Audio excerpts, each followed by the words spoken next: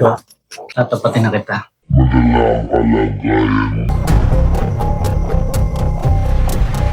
Bakit, Dok? Ano pong sakit ko?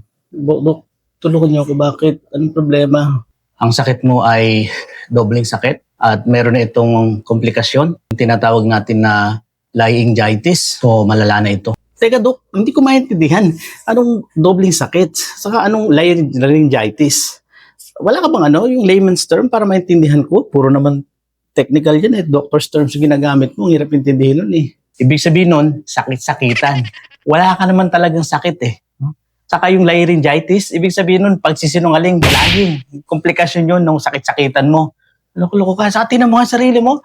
May hangover ka pa. Sa kalasingan mo, hindi ko makilala. Doktor-doktoran lang ako, TL mo ako. May bahala ka na naman umabsent mamaya, ang daming calls. Uy, maya ka. Ikaw pala yung TL? Bagay siya mo yung doktor ah.